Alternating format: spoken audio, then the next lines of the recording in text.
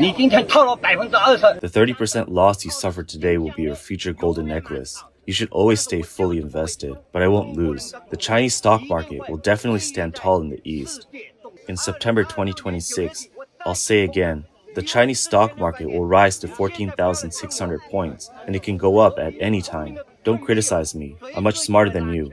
After the recent Chinese stock market crash, two bloggers who had previously predicted a market boom online, Lan and Uncle Ye, faced a backlash from netizens across the country. A few days after disappearing from public view, Uncle Ye reappeared and shared another unexpected opinion. But Lan wasn't so lucky. According to some netizens, Lan has already been sent to jail. 1000多万粉丝的大蓝啊 Lan, with over 10 million followers, was arrested. I just saw the news this morning, and he's been detained for 8 days.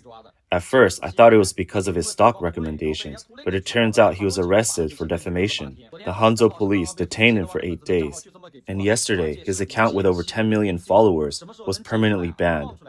No one knows when it'll be unbanned. Lan really messed up a good hand of cards. He was just trying to get attention, but look at him now. He's ruined himself. It'll be tough for him to survive in the Douyin community from here on.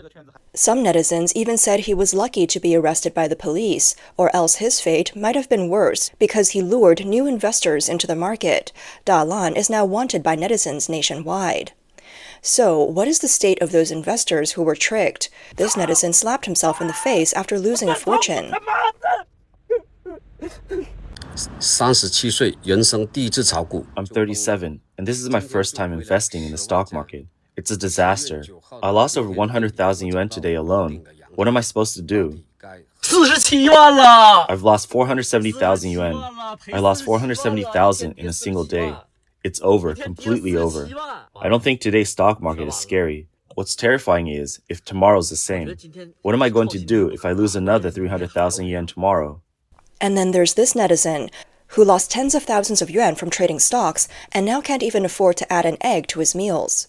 炒股2天我亏了10年的生活费 I've lost 10 years worth of living expenses. Yesterday, I miscalculated and thought I'd only lost half a year's expenses.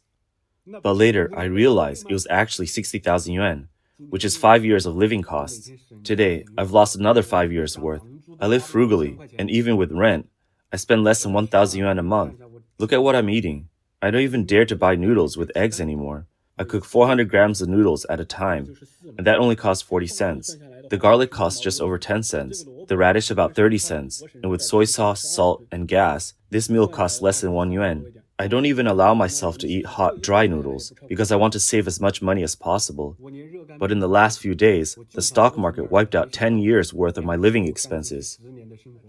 It's shocking to think that someone who's so careful with money, only spending 1 yuan on a meal, would risk all their savings in such a volatile market. Chinese investors really do think differently. Following the market plunge on October 9th, the A-share market saw another widespread decline on the 11th. By the close of the trading day, the Shanghai Composite Index stood at 3,217 points, down 2.55%, while the Shenzhen Component Index closed at 10,060 points, down 3.92%. The Chi-Next Index dropped 5.06% to 2,100 points, and the Star 50 Index fell 5.79% to 898.9 points. The total trading volume of both markets was 1.57 trillion yuan, a decrease of 571 billion yuan compared to the previous day's 2.14 trillion yuan. Across the market, 442 stocks gained, 51 stocks hit their limit up, while 4,862 stocks declined. According to data from Great Wisdom VIP, a total of 50 stocks across the Shanghai and Shenzhen markets, as well as the Beijing Stock Exchange, saw gains of more than 9%, while 283 stocks fell by more than 9%. The technology and new energy sectors took a significant hit, with both the Chi-Next and Star indexes dropping over 5%. The military industry sector led the decline, with significant losses in stocks like Avic Electromechanical, Zhongheng Stock, and Andowell. The semiconductor sector also plummeted, with SMIC losing over 7%. The new energy sector fell as well, with major stocks like Eve Energy and CATL dropping. Liquor stocks underperformed, with companies such as Shida Spirits and Yanshi stock hitting limit down. On September 24th, the Chinese authorities introduced stronger than expected stimulus measures to boost the stock market, causing the A-shares to surge. However, on the first working day after the national holiday, October 8th, the National Development and Reform Commission held a press conference where no substantial new policies were introduced. Instead, they reiterated earlier policies, causing investor expectations to fall short, leading to a rise followed by a sharp decline in A-shares, with the Hang Seng Index dropping by 2,000 points. In a Reuters report on October 9th, market analysts expressed disappointment at the lack of detailed large-scale stimulus measures from Beijing during the NDRC's press conference. The report highlighted that both the Chinese and Hong Kong stock markets fell as investors sought to capitalize on recent gains, but without solid stimulus measures to rejuvenate the economy, the stock rally quickly lost momentum. As a result, from October 9 to 11th, stocks have been in a constant state of decline, leaving Chinese investors deeply concerned. 听了某兰的话， After listening to Lan, I went all in on A-shares at 3,700 points and leveraged everything. Now it's all gone. On top of that, my business partner ran off, leaving me in debt, about 2 million yuan. How bad was your worst moment? I'm not ashamed to admit it. I can't even pull 200 yuan out of my pocket right now. Imagine this. I used to own a company and 3 bars with dozens of employees, and now I've lost everything and owe over 2 million yuan. I can't even afford a cheap meal. Lawyer Wang Kai commented on the current state of the Chinese stock market, saying that this is simply economic law. It cannot be broken by a single policy.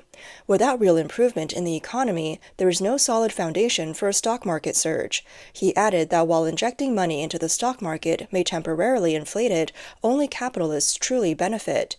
Retail investors lack the resources and information, making them vulnerable to losses. He emphasized, because of the solidification of social classes in China, whether in the housing market or the stock market, ordinary people are always left holding the bag. At least with housing, you can live in it. There's some value there. But with a stock market crash, you're left with nothing. Some netizens joked, this time it's definitely not about trimming the chives. In Chinese slang, chives refer to ordinary people who are meant to be harvested by the government. Netizens joked, don't worry, this time they're digging up the roots. To vent their frustration, many netizens have started sharing satirical chive-cutting videos, mocking how the Chinese government seems to be swindling money from the people. An analysis circulating on Chinese social media suggests that given the widespread economic downturn, many citizens still hold large amounts of savings. In a scenario where information is opaque, the government controls the media and financial institutions and shows little concern for the public's welfare. The A-share market turning into a chive-cutting scheme seems inevitable. Many older investors still remember the 2015 stock market crash. At that time, the Shanghai Composite Index showed an all-time high in June, only to crash by 40% within a month. Both the bull market and the subsequent crash were closely tied to Chinese government policy. Meanwhile, many young investors who rushed into the market this time did so through online trading platforms like Fu2 and Snowball. These platforms allow users to start trading within a day or two after registration. Additionally, Tiger Brokers offer trading services for Chinese stocks listed in Hong Kong. The company noted that in the days following the Chinese government's policy announcement, the number of users under age 31 increased by 77% compared to the previous week. Wind data shows that after the monetary stimulus plan was announced on September 24th, retail stock purchases surged. On October 8th alone, nearly 300 million yuan worth of stock were bought. According to Goldman Sachs sentiment tracking data, within 6 trading days, the number of new investors requiring a 500,000 yuan margin insurance jumped to 30,000. Currently, there are about 200 million retail investors in China, with very limited domestic investment opportunities and even fewer overseas options. This time, almost all of them are stuck in the stock market. A client manager at a securities exchange in northeastern China mentioned that during the spying frenzy, he received numerous calls from novice investors. Even during the National Day holiday, college students were studying investment advice. For the generation of Chinese born after the turn of the century, this investment boom is highly tempting. Having faced a sluggish economy throughout their adult lives, they know the risks but fear missing out on any investment opportunities.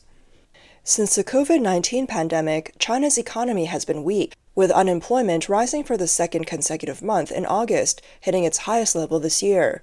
The Chinese government had previously stopped publishing this data due to its poor performance. Even after adopting new measures to present a better image, the public data remained unimpressive. Many young Chinese began dreaming of striking it rich through stock investments. In stark contrast to the excitement among Chinese investors is the move by Indian-born billionaire Rajiv Jain. Jain is the co-founder and chairman of GQG Partners, a global investment firm managing $23 billion assets. GQG's performance this year has been impressive, partly due to holding a relatively low position in Chinese stocks. Jain kept GQG's exposure to Chinese stocks at around 12%, half the weight of the MSCI China Index. The fund posted an average return of 14% in the first 8 months, easily surpassing the MSCI Emerging Markets Index, which gained 9.6%. However, on October 2nd, as the Chinese stock market soared, GQG trailed the benchmark by 3 percentage points. With the benchmark index rising by over 30% in just 3 days, the fund's outstanding performance earlier in the year was quickly erased. Despite this, firmly decided to stay away from Chinese stocks, watching the surge from the sidelines. He remained confident in his choice, believing that this rally would be short-lived. His view sharply contrasted many of his peers, but so far his decision has proven to be spot on. In an interview with Bloomberg, Jain said, "How many times in the last 3 years have we seen these excitements only for them to dissipate?" He also explained that while the stimulus measures from Beijing, including interest rate cuts, help boost market sentiment and provide liquidity, the real issue the authorities need to tackle is China's struggling real estate market. According to Bloomberg's estimates, there are at least 48 million unfinished homes in China. Analysts suggest that China may need up to 5 trillion yuan to purchase unsold properties from developers and convert them into affordable housing. Most Chinese citizens do not own stocks, but many own homes and are directly impacted by the real estate market. Therefore, stabilizing the housing market should be a priority for the Chinese government, as it is crucial to broader economic stability and public confidence. In September, under mounting pressure, the Chinese Communist Party, CCP Politburo, unexpectedly convened an economic meeting, vowing to achieve the year's economic goals and prevent a further decline in the real estate market. However, so far, there's been little evidence that the CCP is making a serious effort to rescue the economy. Chinese economic analysts believe that the core issue is persistently weak domestic demand. Many are disappointed that Beijing's latest stimulus measures have failed to address this problem. The CCP's reluctance to directly intervene in the market is tied to its leadership's ideology. They prefer policies that boost the stock and housing markets rather than handing out direct aid or welfare to consumers. While these policies may have propped up the markets temporarily, they have not been effective in solving the root issues. A banker from Anhui province told the Financial Times that these government stimulus measures won't bring lasting results. He said, "It's all about creating an illusion for the world that the Chinese stock market is booming and that China's economy is flourishing, but in reality, it's just about cutting down retail investors. And who's being cut? It's the small Chinese investors." Chinese economic commentator Zhai Shanying expressed a similar view on video platforms, saying that the surge in the A-shares market is part of a massive scam designed by the CCP. He summarized the purpose of the scam into 2 points. First, from a capital market perspective, the goal of this A-share scam is to further drain the wallets of China's lower and middle classes through the stock market. The CCP is trying to help the institutions and individuals trapped in earlier investments to recover their losses, while making sure that state-owned enterprises, financial institutions, and brokers profit from it. The essence of this scam is a large-scale, state-organized scheme to openly plunder the assets of ordinary citizens, a premeditated wealth transfer. The result is an even wider wealth gap in China and growing social tensions. It's already clear that more than 3 trillion yuan of retail investors' money is locked up in the stock market. Remember, just because a stock is locked up doesn't mean it can be turned back into cash. Even if you sell at a loss, it might not sell at all, especially if the stock keeps hitting its daily limit down with no buyers.